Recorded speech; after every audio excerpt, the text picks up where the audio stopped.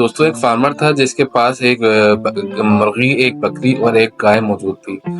उसके घर में एक चूहे का भी आना जाना था जिससे वो बहुत ज़्यादा परेशान था, जिसकी वजह से वो एक माउस ट्रैप घर ले आया। जब चूहे ने ये देखा कि माउस ट्रैप घर आ चुका है तो उसको बहुत खतरा महसूस हुआ, तो उसने कहा कि क्यों ना मैं अपने साथियों को भी इस चीज़ से आगाह करूं कि इस घर में माउस ट्रैप यानी चूहेदानी आ चुकी है, तो इससे बचकर चलना चाहिए। तो सबसे पहले वो अपने साथी मुर्गी के पास गया और उसको बताया कि इस घर में यानी फार्मर के घर में माउस ट्रैप आ चुका है, तो उससे आपको बचकर चलना चाहिए। तो मुर्गी ने कहा, देखो ये माउस ट्रैप जो है वो मेरी परेशानी नहीं है और इससे तो तुम्हें ही खतरा है, तो तुम अपनी परेशानी खुद झेलो।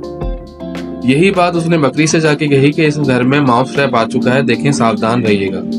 तो बकरी ने भी यही जवाब दिया कि देखें ये मेरी परेशानी नहीं है, ये तो तुम्हारी परेशानी, तुम अपनी परेशानी खुद से झेलो। इसी तरह वो गाय के पास गया और उसको बताया कि देखो यहाँ माउस ट्रैप आ चुका है, यहाँ परेशानी बढ़ गई है, तो सावधान रहना। गाय ने भी कहा कि मेरा तो इतना बड़ा पैर है कि मैं माउस ट्रैप में कैसे फंसूंगा, तो आप अपनी परेशानी खुद से झेलें और हमें ये बातें ना बताएं। रात हुई, रात में फार्मर की बीवी पानी पीने के लिए उठी तो उसका पैर उस माउस ट्रैप में फंस गया और वो शदीद बीमार हो गई और शदीद इंजर्ड होने के बाद बिस्तर पर आ गई। फार्मर की बीवी को डॉक्टर ने मशवरा दिया कि आप बहुत ज्यादा वीक हो गई हैं, तो यखनी पिया करें।